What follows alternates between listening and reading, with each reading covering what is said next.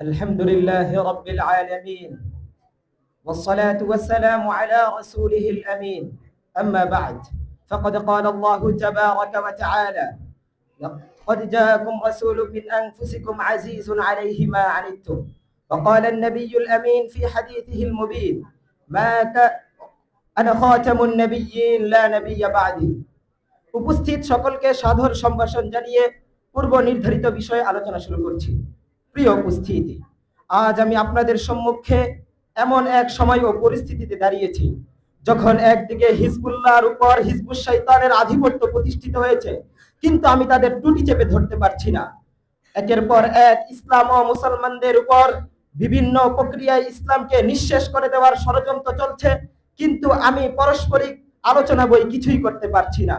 তাই আমি আপনাদের সম্মুখে উপস্থাপন করছি ইসলাম ও মুসলমানদের ক্ষতি সাধনে উল্লেখযোগ্য ভূমিকায় অবতীর্ণ কাদিয়ানী মতদর্শের কথা। মির্জা গোলাম আহমদ কাদিয়ানী, যার হাত ধরে এই মতদর্শের প্রতিষ্ঠা, সে কখনো নিজেকে মাসিহ, কখনো মারিয়া, কখনো মাহদি, কখনো কবি, কখনো নবী, কখনো মানুষ, কখনো পুরুষ, সব মিলিয়ে বড় এক আজীব চিজ। ভারতের পাঞ্জাব শহরে তার জন্ম। চতুরতা ও ছল ছাতুরে ছিল প্রসিদ্ধ। নানা সময় নানা কর্মের মাধ্যমে স্বজাতিকে করত মুগ্ধ। তৎকালীন ব্রিটিশ দাদাবাবুদের পা চেটে সর্বজন স্বীকৃত রিসালাত নিয়ে করল ষড়যন্ত্র। নিজেকে শেষ নবী দাবি করে সরল মনা মুসলমান ও সাধারণ ও সচেতন মুসলিম উম্মার হৃদয় হলো জঘন্য। কারণ স্বয়ং মহান বিশ্বনবী মুহাম্মদুর রাসূলুল্লাহ সাল্লাল্লাহু আলাইহি ওয়াসাল্লাম দ্ব্যর্থহীন কণ্ঠে ঘোষণা করেছেন, আনা খাতামুন নাবিয়্যিন লা নাবিয়্যা বা'দি। অপরদিকে দরবারে রিসালাত থেকে ঘোষিত হচ্ছে, ইন্নার রিসালাতা ওয়ান নবুওয়াহ ক্বাদ ইনকাতাআত ফালা রাসূল বা'দি ওয়ালা নাবিয়্যা বা'দি।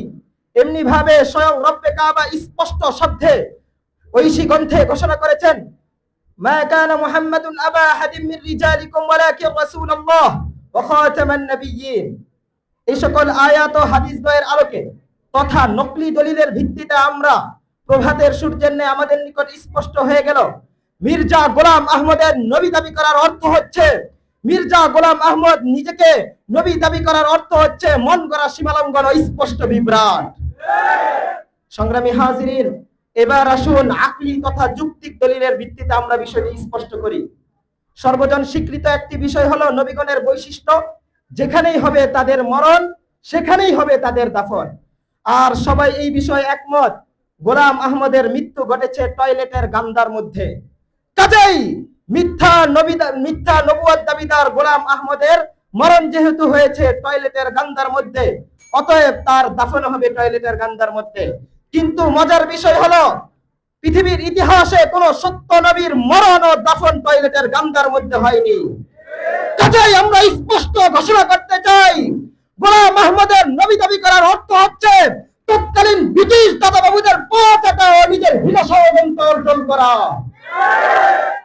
তাই আমি কিন্তু দুঃখের বিষয় হলো, এই সহজ বিষয়টি পার্লামেন্টের ব্যক্তিদের বুঝে আসে না। স্পষ্ট ঘোষণা করতে চাই, যেই পার্লামেন্ট নবুয়ত খতমে নবুয়তের বিরুদ্ধে ষড়যন্ত্রকারী কাদিয়ানী সম্প্রদায়ের হাত থেকে আমার মুসলিম ভাই বোনদেরকে রক্ষা করা তো দূর কি বাত, তাদেরকে অমুসলিম ঘোষণা করতে অক্ষম এমন পার্লামেন্ট বেগে বঙ্গোপসাগরে বসিয়ে দাও। সর্বশেষ বর্তমান যুব সমাজের সমীপে উদারত আহ্বান জানাতে চাই, নানা সময় নানা কর্মের মাধ্যমে আমরা চেষ্টা করেছি কিন্তু ব্যর্থ হয়েছি। কারণ আমাদের শাসকবর্গ পার্লামেন্ট গণতন্ত্রের বেড়াজালে আবদ্ধ। কাজেই সর্বশেষ আমরা একটি পয়গাম রাখতে চাই, ইনশাআল্লাহ আল্লাহ তাআলা আমাদেরকে তৌফিক দান করুন। নাসরুম মিনাল্লাহ ওয়া ফাতহুন করিম।